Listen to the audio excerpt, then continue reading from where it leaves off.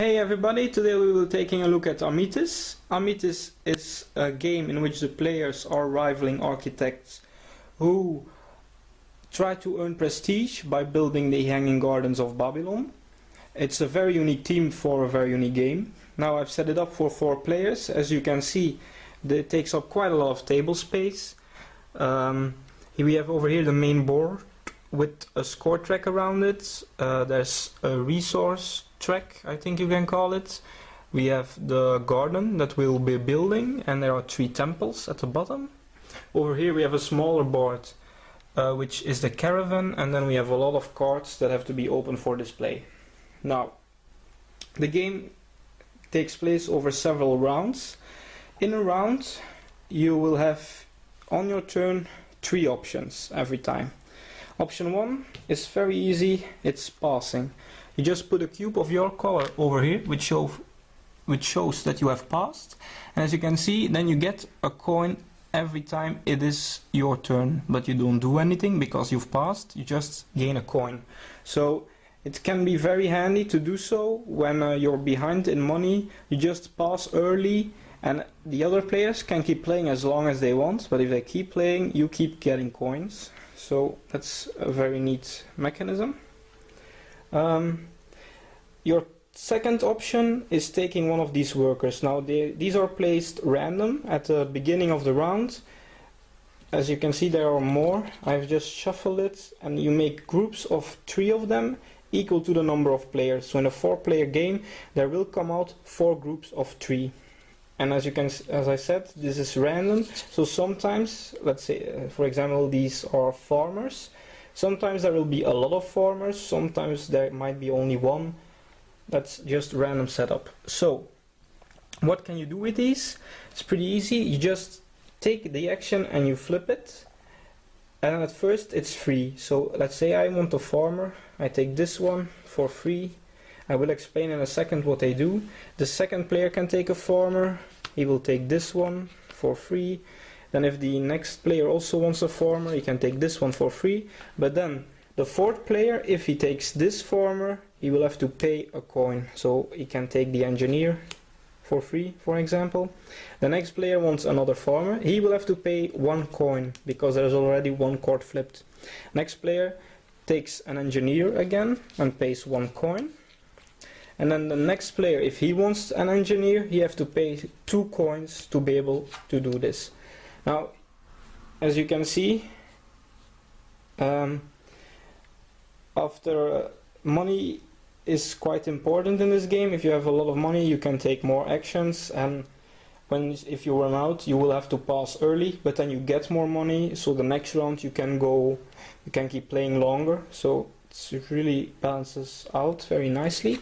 Now, what do these do? First, farmer.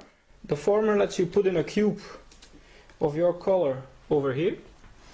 You have to put it at the far left space that is still open. So you have always 2 choices. Now in the beginning you have to choose between a white resource, which is salt, or a yellow, which is grain, as you can see. So let's say blue chooses a salt. Next player, he can always choose between a green or a yellow resource, and so on. So you'll always have 2 choices. But after a while, let me show you. You should know that the blue resource, the grapes, are wild. So these are very good. It's handy to have a wild. You can choose whether it's green, yellow, red, green, white, red or yellow. And so when it's my turn now and I have a farmer, it's quite a difficult choice. Let's say I really want a red resource, but I know by doing so, I know the next 3 players will have a chance to get a grape, which is a shame, but that's how it goes. So that's neat. What's also neat is, let's say I do it, and it's now the black player's turn, and the black player decides to take the grapes. He gets the grapes. These cubes get removed, but the player with the majority, in this case blue, gets a garner card, which is also really handy. So he will get it. I will explain later what it does. and then these get wiped. In the case of a tie, it's the player with who has a cube on the farther side of the left, to the left. So in this case, blue would win the card because his cube is far to the left side. That's the farmer. Next I'll explain the engineer. The engineer is really easy. You just put out a cube over here which will irrigate a tile. So I don't know if you can see clearly, but here is a space for a cube, and now these two tiles are irrigated. So there's a river around it, but it isn't irrigating the gardens. You need to build little canals, and a tile is irrigated when one side is fully irrigated. So now these are fully irrigated, but as you can see, the better tiles, which give better bonuses over here, have two spaces, so you will have to irrigate them twice to be able to plant these. What I've done just now is also illegal. You have to have a path of irrigation. So first you will need to irrigate this one, and then you can place cubes if you want over here. So it's like a little river that's flowing. That's the engineer. So you can put out an irrigation cube and you get immediately 2 points. Next is the priest. A priest lets you put in a cube over here at the temple. There are 3 temple tracks and there are 4 spaces, so when you put a cube in, it goes over there. But if somebody puts in a cube later, also in that temple, it goes here and it pushes everything back. So let's say now red puts in a cube in that temple, everything moves. Then black, everything moves. And if you put in a cube, then everything moves again, and the last one gets kicked out and discarded. So you can get kicked out, you get constantly kicked out over at the temple, and it keeps changing who has majority over there. So that's the priest action. And last, there's the trader action, which is really easy. You just get one of these camel chips. So those are recruiting workers. On your turn, I said you had 3 options. You can pass over here. You can recruit a worker. I've explained it's free or 1 coin or 2 coin, and I explained what they did. Third option is moving the caravan. That's over here. The caravan starts in here at Babylon. And to move the caravan, you have to pay camel chips. So you get them with the trader and you use them to move the caravan. At these 4 spots, the 4 corners, you can upgrade your buildings, and at these 4 spots you can build plants. And you can also see what resource you need. So here you need a white resource, a green, a yellow, a green, a red. That's a red over here, so that's what they cost. Now these upgrades I can show you over here, or these cards, and as you can see there aren't enough of every level. So in a 4-player game there are only 3 level 1s of each building, and once you get locked out, you're out. You can't get the level 2 or level 3 if you don't have the level 1. So in a 4-player game, 1 player will not get a level 1 bank, and only 2 players will get a level 2 bank, and only 1 player can get a level 3 bank. So it's kind of a race to get these. The banks give you income at the start of each round. The palace just give points, which go up real high, up to 10. And the caravan lets you move more. So with 1 camel chip, instead of moving just 1 space, you can move up to 3 or up to 5 spaces. So that's really that are the 4 upgrades. Then there are the 4 plants. So when you get there with the caravan, you pay the resource and you can plant. So to plant, it must be irrigated at one side. So if it's this way, you can, for example, plant this one. You get the card and what's on it. So in this case, you get a caravan upgrade and 3 points. You also take the tile. And there's also an irrigation bonus of 1 point, which means the person who has irrigated the most, so if it was this case, white has irrigated the most, he gets 1 point. So even if I, the black player for example, built this garden, white will get an irrigation bonus. So the engineer really gives a lot of points because you immediately get 2, and if the tiles that you irrigate get built, you also get that irrigation bonus. So he is, I think, often underestimated. And that really is the game. So on your turn, you can either pass, you can recruit a worker, or you can move the caravan. Now this keeps continuing until everybody passes. Then there's the procession, and the last player, which means not the player who passes last, but just the player who is to the right of the start player. There's a start player card and it moves around every turn. The last player, he gets to do the procession, which is he takes 2 grey cubes, which are neutrals, and a cube of his color, and he can put them in the temple. So he puts, for example, he chooses to put his own in this temple, and 1 grey in this temple, and the other grey here. So yellow gets pushed, white, gets pushed out. Then the people receive the bonuses from the temple. So if you have a majority, you get a bonus, and in the case of a tie, it's the one the furthest to the right, so the cube that is the longest in the temple. So here red wins and black is second. The winner here gets a coin or a camel, he can choose, and the second player gets what he didn't choose. Here you get points, 2 for the first, 1 for the second, and here you get a farmer action, so black wins, so he can put another black cube over here and get something. Even if it was all full, he can even take the grapes, for example.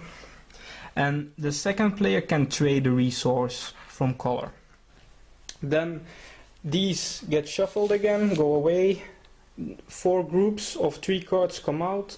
The start player moves along and play continues until the garden is completely built except for 4 tiles.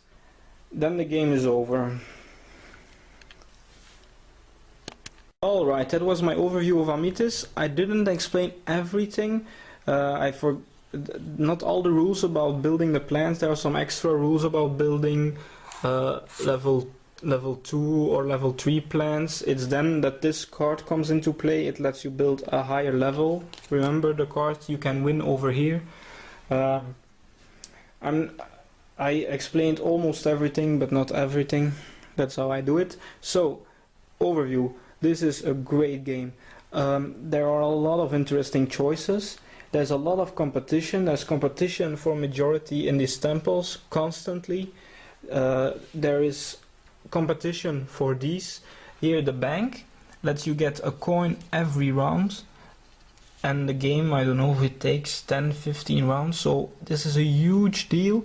My first game, we all thought you need this, you can get locked out or you lost the game, and I was last player. There were only 3 farmers in the first round, so I didn't get a farmer, I didn't get a resource, and they all managed to get a bank really fast on the second round, I think, and I never just had a chance to get a bank, so I got immediately screwed out of this, thought the game was over for me, and I still won. By a pretty margin, actually, a pretty good margin. So there isn't a dominant strategy, although it might seem so, but there's a lot of competition for this. Everybody wants them, they're all really good. There's competition for the temples, there's competition over here. You can really screw each other because everything is open. You can only move the caravan, the amount of camels you have. So if people see that I really want an upgrade, but I only have, let's say, a red and a yellow resource, so I only can use these 2, and the camel is over here, and I only have 2 camels, somebody can just move the camel to screw with me. So if somebody does that, you know, with my yellow and my red resource, I already need 1, 2, 3, 4, 5, 6, 7 camels to use it. So you can really block each other by moving that caravan at the right time. You can screw each other. very easily. There's lots of conflict. There's conflict over here with these cards, you know. Money is really tight. You can see how much money someone has. If you take the farmers first and make them more expensive, you can screw with each other. There is also some cooperation. I don't know if you can call it that, but there's some trade-offs to make. Let's say over here, if blue is in this situation, he's like, either way I get a red resource. If I do this, I give away those grapes, which are really handy because they are wild, and as I said over here, you really need the right resource at the right time. So those grapes are really useful. So blue things, if I do this, I give away the grapes, but I get my majority, so I get this card, which is also really good. So I'll do it. So he gives black the grapes, but blue gets the card. Interesting choices, lots of them. This game is filled with it. There's lots of tactics, lots of interaction. The bad, maybe the artwork, as you can see, it's kind of weird. Those tiles aren't that pretty. When you build a garden, it's not that satisfying.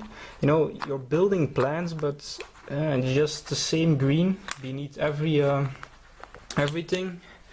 They say you build these plants over here, but I don't know. The theme isn't that appealing for everyone. The artwork isn't that appealing for everyone. But you know, it's decent. The quality is good. Some people just don't like it. I don't have a problem with it, and I think it's just really fun, really good choices every turn. Not that many options. You either choose a worker, but which one do you choose? Or you move the caravan, but you have to plan, you have to get the resources at the right time, you have got to have enough camels to move them. There's just a lot going on. It's a unique game. You can't compare this to anything, so this game, if you like Euro games, just give this a try. It's something different. If you don't like mean interaction, maybe don't, because there's a lot of screwage. You're constantly watching each other and screwing each other over. But it's really fun. Great Euro, very unique. I think you should give it a try.